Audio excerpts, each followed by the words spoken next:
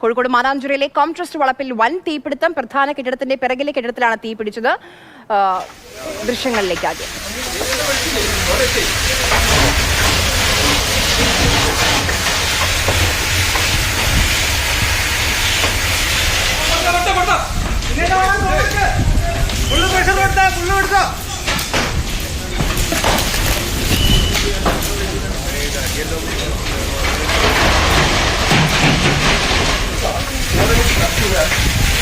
രാഹുലുണ്ട് വിവരങ്ങളുമായി. രാഹുൽ, വലിയ തീപിടുത്തമാണ്. എന്താണ് തീ പിടിക്കാനുള്ള കാരണം? തീ നിയന്ത്രണ വിധേയമായോ?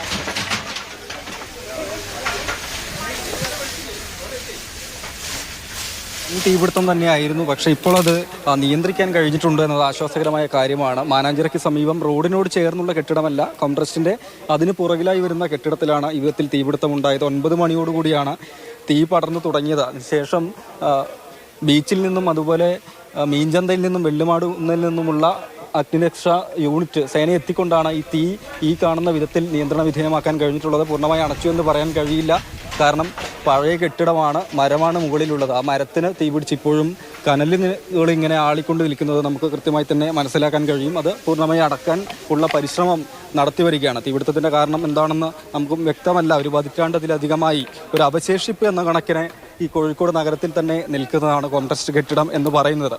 തൊഴിലാളികളും വർഷങ്ങളായി സമരം നടത്തി വരുന്ന ഒരു സ്ഥലം കൂടിയാണ്. ഇത് തുറന്നു പ്രവർത്തിക്കണം എന്നാവശ്യപ്പെട്ടുകൊണ്ട് അങ്ങനെയുള്ളൊരു സ്ഥലത്താണ് 9 മണിയോടുകൂടി തീപിടുത്തം ഉണ്ടായത്. ഒപ്പം മാനാഞ്ചിറയിൽ റോഡിലൂടെയുള്ള ഗതാഗതം, വാഹന ഗതാഗതം ഉൾപ്പെടെ പോലീസ് നിയന്ത്രിച്ചിട്ടുണ്ട്. ഇപ്പോൾ ഈ കോംട്രസ്റ്റ് സമരസമിതിയുടെ ചെയർമാൻ തന്നെ നമ്മോടൊപ്പം ചേരും. ഇപ്പോൾ വർഷങ്ങളായി അടഞ്ഞു കിടക്കുന്ന കെട്ടിടം വിധത്തിൽ തീപിടുത്തം ഉണ്ടാകുന്നു. ആദ്യ സമയം മുതൽ നിങ്ങൾ ഈ ഭാഗത്തൊക്കെ ഉണ്ടായിരുന്നു, അപ്പോഴാണ് ഈ സ്ഥലത്തേക്ക് വരുന്നത്? ഞാനിപ്പോൾ ഒരു 10 മിനിറ്റ്, ഞാൻ വിവരം അറിഞ്ഞ് ഞാൻ എഴുത്തില്ല താമസിക്കുന്നത്. അപ്പോൾ ഞാൻ ഒരു 10 മിനിറ്റ് മുമ്പ് അറിഞ്ഞത്. അതാണ് ഇവിടെ ഇപ്പം എങ്ങനെയാണ് ഇവിടെ എത്തിച്ചേർന്നത് പോലും അറിഞ്ഞൂടാ.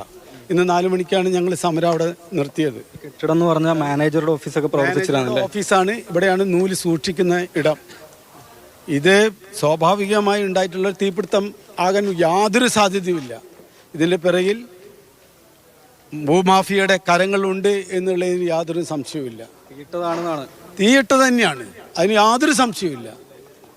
അല്ലാതെ ഇവിടെ തീ പടരാൻ ഒരു സാഹചര്യം നിലനിൽക്കുന്നില്ല. 2009 മുതൽ ഫെബ്രുവരി 1-ാം തീയതി മുതൽ ഇത് കണ്ണിലെ കൃഷ്ണമണി പോലെ തൊഴിലാളികൾ കാത്തു സൂക്ഷിക്കുന്ന സ്ഥാപനമാണ്. അന്ന് മുതൽ ഞങ്ങൾ തന്നെയാണ് ഇത് സംരക്ഷിക്കുന്നത്. ഭൂമാഫിയയുടെ ഗുണ്ടകൾ വന്ന് ഇത് തകർക്കാൻ ഒട്ടേറെ തവണ ശ്രമിച്ചിട്ടുണ്ട്.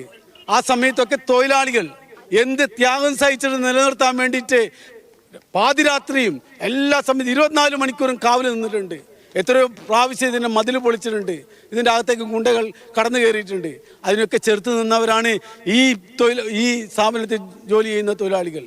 ഞങ്ങൾ തൊഴിലാളികൾ ഇത് സംരക്ഷിക്കുന്നത് ഗവൺമെൻറ്റിൽ വിശ്വാസം അർപ്പിച്ചിട്ടാണ്. കാരണം ഗവൺമെൻറ്റാണ് ഞങ്ങൾക്ക് ഉറപ്പ് നൽകിയത്, ഇത് ഏറ്റെടുത്തത്.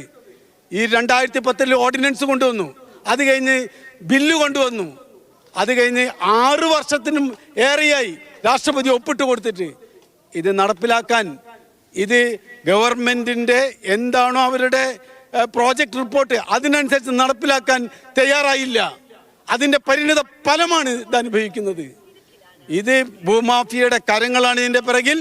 അതിനപ്പുറം എന്തെങ്കിലും ഉണ്ടോ എന്ന്. കെട്ടിടത്തിനകത്ത് പല സാധനങ്ങൾ സൂക്ഷിച്ചിട്ടുണ്ടെന്ന് പറഞ്ഞല്ലോ, എന്തൊക്കെയുണ്ട്? നൂലാണ് ഇവിടെ പ്രധാനമായിട്ടും പിന്നെ സൂക്ഷിക്കുന്നത്. ഇത് മഹാഭാഗ്യം കൊണ്ടാണ് ഇവിടെ അവസാനിക്കുന്നത്. ഈ ബിൽഡിങ്ങിൻ്റെ അകത്ത്, പ്രധാനപ്പെട്ട ബിൽഡിങ്ങിൻ്റെ അകത്ത് കോടിക്കണക്കിന് രൂപയുടെ ഫർണിഷ് ഇവിടെ ഉൽപ്പാദിപ്പിച്ച തുണിത്തരങ്ങളുണ്ട്. അപ്പുറം പോയ 500ഓളം തറികൾ ഉണ്ട്, എല്ലാം മരത്തിൻ്റെയാണ്. ഈ ബിൽഡിംഗ് മുഴുവൻ മരമാണ്. 1800 ചില്ലാൻ വർഷത്തിന് മുമ്പ് നിർമ്മിച്ചിട്ടുള്ള ബിൽഡിംഗാണ് ഇവിടെ ഉള്ളത്. 1844 മെയിൻ ബിൽഡിംഗ് ഉണ്ടായത്. അതോടൊപ്പം തന്നെ 1897 ഈ പ്രധാനപ്പെട്ട ബിൽഡിംഗ് ഉണ്ടായത്, നെയ്യാനുള്ള സാഹചര്യം ഉണ്ടാക്കിയത്.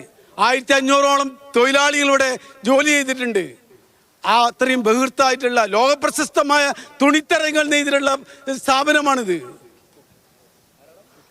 ഏതായാലും തീ നിയന്ത്രിച്ച് നിർത്താൻ കഴിഞ്ഞു എന്നതാണ് ആശ്വാസകരമായ കാര്യമുള്ളത്. പറഞ്ഞതുപോലെ തന്നെ ബീച്ചിൽ നിന്നും മീൻചന്തയിൽ നിന്നും വെള്ളിമാട് കുന്നിൽ നിന്നും ഒക്കെ അഗ്നിരക്ഷാ സേന എത്തിയാണ് തീ നിയന്ത്രണ വിധേയമാക്കിയിട്ടുള്ളത്. പക്ഷേ പൂർണ്ണമായി അണയ്ക്കാൻ കഴിഞ്ഞിട്ടില്ല. 2009 മുതൽ അടഞ്ഞുകിടക്കുന്ന കെട്ടിടമാണ്. അതിന് മുൻപ് വലിയ പ്രതാപമൊക്കെ അവകാശപ്പെടാനുണ്ട്. പക്ഷേ ഈ 2009 മുതൽ അടഞ്ഞുകിടക്കുന്നു, തുറന്ന് പ്രവർത്തിക്കണം എന്നാവശ്യപ്പെട്ടുകൊണ്ട് തൊഴിലാളികൾ സമരത്തിലുമൊക്കെയാണ്.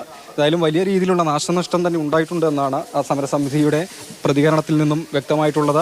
അപ്പോൾ ഏതായാലും അത് തീ പൂർണ്ണമായും അണയ്ക്കുന്നതിനുള്ള പരിശ്രമത്തിലാണ് അഗ്നിരക്ഷാസേന ഉദ്യോഗസ്ഥരൊക്കെ ഉള്ളത്. പഴയ കെട്ടിടമാണ്. തീ അണയ്ക്കുന്ന സമയത്ത് മുകളിൽ നിന്ന് ഈ മേൽക്കൂരയുടെ ഭാഗങ്ങൾ പ്രതാപകാലം ഉള്ള ഒരു നെയ്ത്തുശാലയായിരുന്നു. എത്രയോ വർഷങ്ങളായി ഇപ്പോൾ അത് പൂട്ടിക്കിടക്കുകയാണ്. ഏക്കർ കണക്കിന് ഭൂമിയുണ്ട്, കോടികൾ വിലയുള്ള സാധന സാമഗ്രികളാണ് അകത്തുള്ളത്. എന്തെങ്കിലും തീ നിയന്ത്രണ വിധേയമായിട്ടുണ്ട് എന്നുള്ളതാണ് ആശ്വാസം.